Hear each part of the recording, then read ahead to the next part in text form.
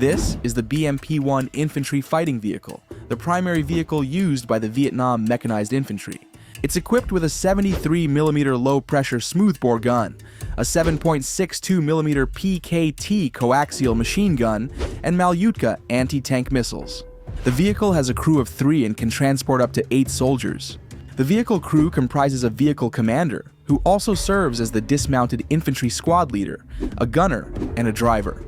The crew is often seen equipped with the AKM rifle. However, with a transition to a more modern rifle, the crew will most likely be outfitted with the STV-215, a sub-carbine variant of Vietnam's new STV-380 rifle based on Israel's Galil Ace design. In terms of the dismounted infantry squad, it consists of 8 soldiers and the squad leader, who is also the vehicle commander.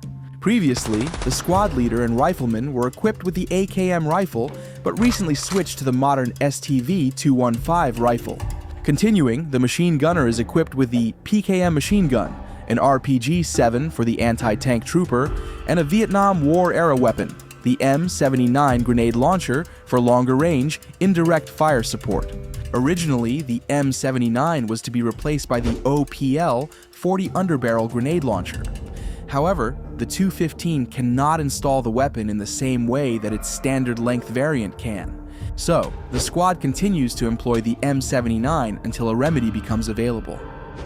Above them, 3 squads together make up a platoon, which is led by a platoon leader who serves as the first squad leader, and a deputy platoon leader who serves as the second squad leader. 3 platoons grouped together in addition to a command vehicle operated by the company commander and his crew make up a company for a total of 10 BMP and 88 personnel per company.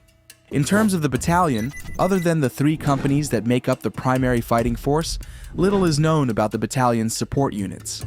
However, we know the full unit composition of a Vietnamese foot infantry battalion and the supporting units. And based on that, we can speculate on the probable composition of the Mechanized Battalion's supporting units.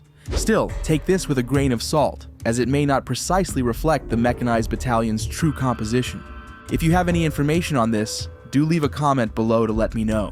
Continuing, if the Mechanized Battalion is similar to a Vietnamese foot infantry battalion, it may have a supporting mortar company with 4 82mm mortars, an air defense platoon with 3 12.7mm DHK heavy machine guns, a signal platoon, a food service platoon, a supply transportation platoon, and a recon squad.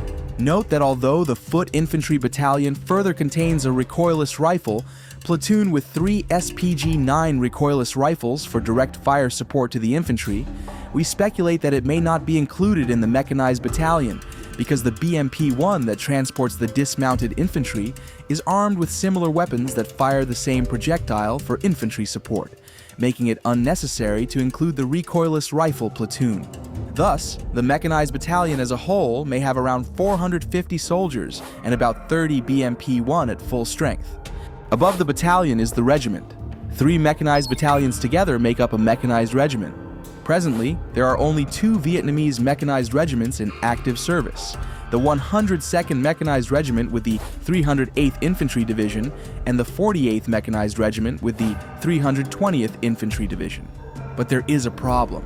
Currently, there aren't enough BMP-1 to fully equip all 6 battalions of the 2 regiments. Let me explain. The Army reportedly has 150 BMP-1 IFVs in its arsenal.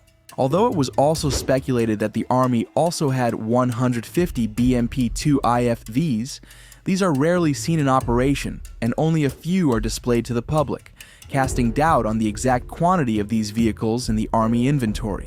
Furthermore, the Army's mechanized units are often seen equipped mostly with BMP-1.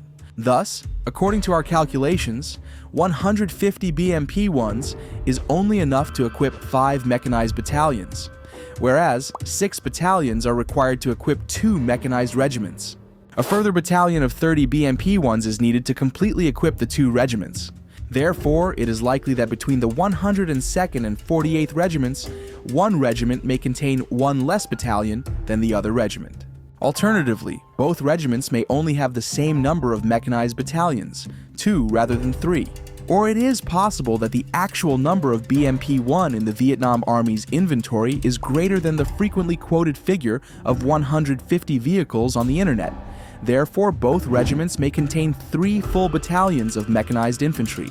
If any viewers have an answer to this problem, please let me know in the comment section. Next, continuing on to the division.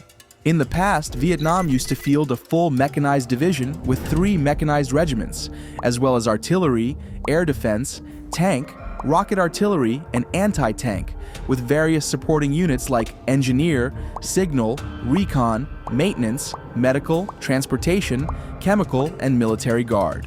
However, by the 1990s, the division had been reduced to a normal infantry division, with 2 of its regiments degraded to regular infantry regiments. Only the 102nd Mechanized Regiment remains the division's sole mechanized unit. Currently, the division retains its artillery regiment and supporting units like engineer, signal, medical, and transportation battalions. However, air defense was degraded from regiment to battalion, and supporting units like recon and maintenance were also degraded from battalion to company. The guard company was reduced to only a platoon. Other units like tank, rocket artillery, anti-tank, and chemical specialists were removed from the division. In their place, a heavy mortar and recoilless gun battalion was added.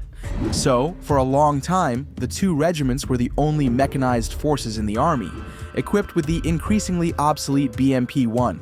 There have been earlier attempts to increase the force with the purchasing of the BMP-3 from Russia to supplement or replace existing mechanized units.